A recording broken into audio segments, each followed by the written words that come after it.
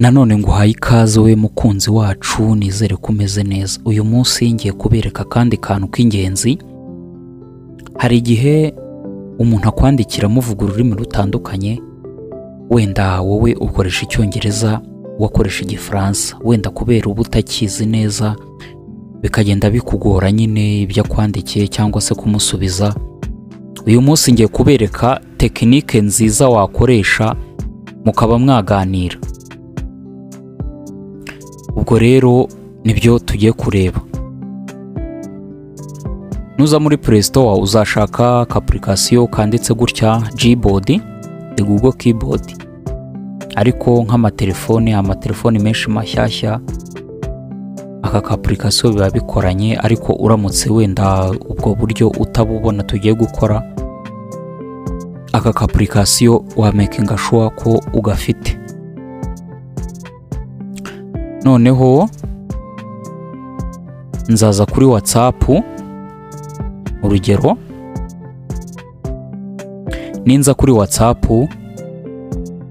wenda uyu muntu murabona ko yanyandikiye mu gifaransa.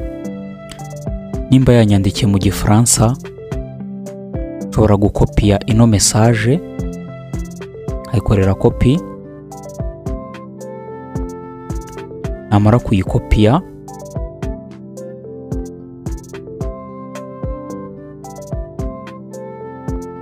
nimara gukora copy, nzaza hano hari akamenyetso nkandeho. Nimara gukandaho nkande hano hari utudomo dutatu. Nimara gukanda hari utudomo dutatu, nzaza hano kuri translate. Nimara gukora muri translate, pastingemo ya magambo yanyandikiye. Urabona ko good morning, how are you doing. Noneho mumaze kubimenya mbisibe kuko narebaga ibyo yanyandikiye. Mu kumusubiza rero ndaza hano mpindure ururimi, nshyiremo rwa rundi nkoresha Cyongereza.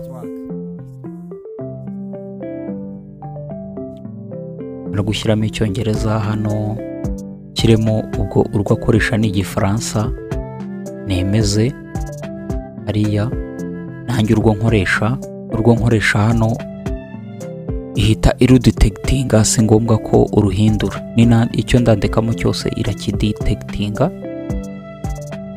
Noneho nanjye musubize ahubwo nanditse I'm fine, nayo ihita ikora translate mu gifaransa. Noneho ukaba wakora send ukamusubiza.